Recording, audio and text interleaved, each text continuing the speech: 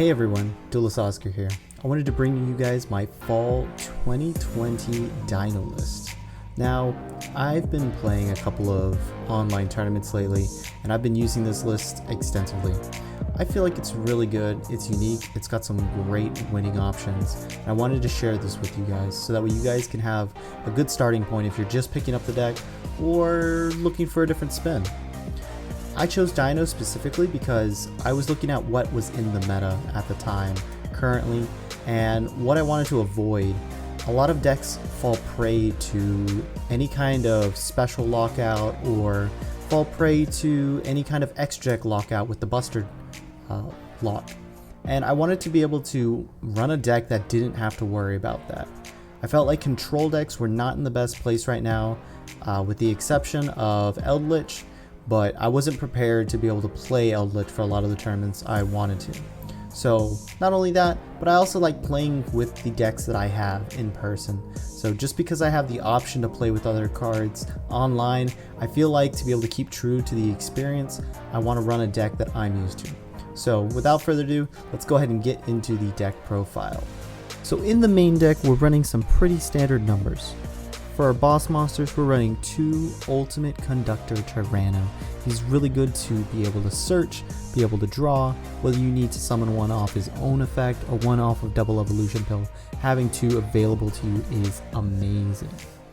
Rounding out our boss monsters and summonable off of Double Evolution Pill, we have Quatless. Whether you're just destroying it in hand, whether you're sending it, whatever, it doesn't really matter. Being able to get that Double Evolution Pill as well as a spell and trap negation is amazing depending on the matchup. We have our Kaiju on Demand, being able to search a Kaiju and add it to your hand to be able to get rid of a problematic monster on your opponent's side of the field. Perfect. 1 Pankratops because it's so good, why wouldn't you want to run more? You know, dinosaurs are going to definitely run this card at 1. As far as our starters, we've got our triple soul eating Oviraptor. He is amazing. Being able to search out most of your deck with a single card is fantastic. Being able to continue to pop off whenever you have Lost World on the field or whether you just have another baby is absolutely amazing. The recurral effect is fantastic. Being able to get a Pankratops again when you normally wouldn't be able to is fantastic for the DINO deck. Part of the heart and soul of the deck is triple miscellaneous Sarasaurus. We will run this card at 3 as long as we have it at 3. It is such a good card to be able to bait out hand traps, be able to continue pushing through, and it's also an extender. Why wouldn't you run 3? We are playing the 1 Giant Rex to be able to get those level 4s on field, banishing them from the graveyard to be able to get a monster on board with either UCT's own effect or Double Evolution Pill. He is amazing to be able to bring back and make a negate with. For our babies, we're running 1 petite and 3 babies. This is a good ratio in my opinion. I like the 1 petite to be able to bring out the Pankratops if I need to, or the 3 babies to be able to continue comboing off with our other packages we have on the deck. So we have to pair with those are 2 Animadorns. The newest addition to the deck. I feel like it's important enough to run at 2. I wish I would run it at 3. Honestly, having 3 is a little too bricky. I would rather have my normal summon to spend on something else, but you know, it is what it is. Being able to bring off of a single miscellaneous Sarasaurus to get your plays going is absolutely fantastic. For our non-dinos, we are running the 1 True King Lithosagem. He's amazing to be able to see into your opponent's extra deck, see what they're playing, and whether or not they have any important pieces you can banish for free. Being able to put 2 Earths on board isn't that tricky with all the babies, and being able to summon a large body is fantastic. Continuing on, we have our Dogmatica engine, our 3 Ecclesias, our 1 Fleur-de-Lis. I feel like this is a very interesting decision to run this. It's interesting in the fact that it adds on more negation to be able to make your board that much stronger once you're done with all the rest of your other combos. Being able to special lock your opponent and be able to have a non-targeting effect negation is awesome. Plus, being able to summon out even bigger monsters for free, why not? Fleur-de-Lis with a single attack becomes 3,000, and that's just way too easy. And we're going to have our last combo piece for the deck is going to be our Parallel Exceed. We'll run 3 of them. Not only is it a extra non-dino monster, it also brings out our barrier statue extremely easy. I'll show you guys how to do that in a simple combo. We of course have our barrier statue of the Stormwinds. This card is awesome, being able to win games on its own. This plus a UCT to be able to flip any normal summoned monster is way too good to not be playing. And for our hand traps, we're running 2 Ghost Mourner and Moonlit Chill. I feel like this was an interesting choice. Looking back on it, I play this purely because of the fact that I like to be able to have this in case of time. But going forward, I definitely think that Ash Blossom is going to be a much better decision to have in the main deck. This might be reserved for a game 3 going into time for the side deck. Called by the Grave, it's at 1, we play it at 1. You know, it feels good to be able to have it in hand, and it's also another disruption on your opponent's turn if you end up drawing it and not needing it, so what's not to love?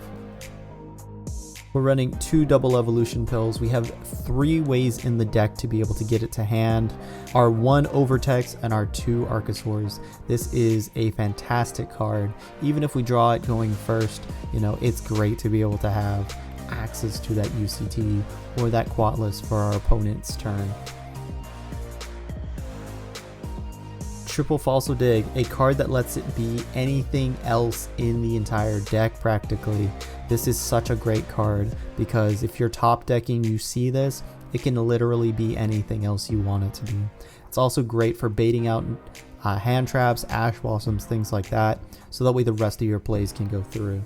If I have a stacked hand and I have a Falso Dig available to use, you know I'm going to be dropping that first. So, Pot of Extravagance, it's great. It's a draw 2 in the deck. We don't need a whole lot of extra things in our extra deck. This deck can play on its own using the main deck alone, so why not be able to draw 2 for free?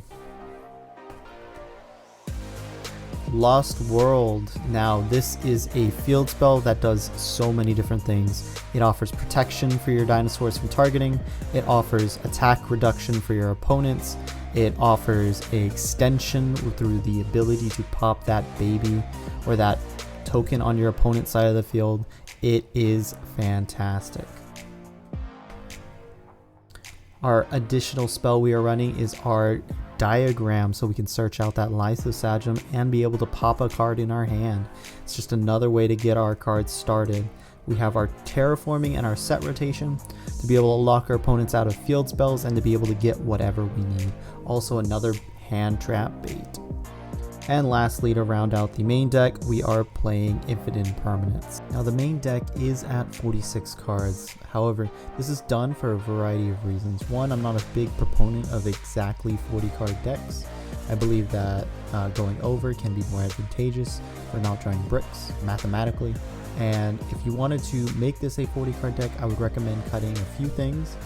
Maybe the Giant Rex, Set Rotation, Called by the Grave, the Dogmatica Package, 1 Parallel Exceed if you don't like it, or maybe even a baby. Our extra deck, we have our tokens because we're going to be making those a lot. We have our 2 Dolkas, we have our 1 Logia. Coming off of a non-extravagance build, I'm not prepared IRL for this. However, they'll be coming in shortly. I absolutely believe in this build. I think this is the best build for dinosaurs going forward. We have our 2 Tornadoes. Our Tornadoes are able to do multiple things, being able to break us out of that barrier statue lock and being able to destroy opponents' cards in the back row. That's amazing. In those control matchups, whenever barrier statue isn't the right choice, being able to make Tornado Dragon with those Parallel Exceeds is also amazing. For our links, we are running our 2 Link Karibos for our Link 1s, our secure Gardenos to be able to get them into the graveyard, and our relinquished Animas to be able to soak up any problems that are not properly managed for their zones. Being able to soak something up and be able to put it in the graveyard with a Link 2 is awesome. And with those Link 2s, we're going to be making our Reproducus to be able to enable our barrier statue combo. We are able to use two monsters, any two monsters, so that means that we can put extra dinosaurs in the graveyard if we need them as material. We can use our Link Karibo if we need to be able to still go into our combo and have that double evolution pill live. Just so versatile and so generic. And lastly, our final piece is our some more Bird of Sovereignty.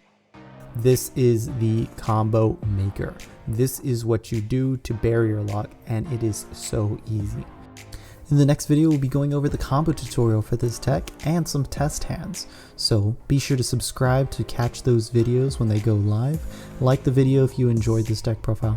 Comment down below and let me know what you would play differently or what you think I should change on this deck list. Either way around, thank you for watching. I appreciate it. And Duelist Oscar signing out.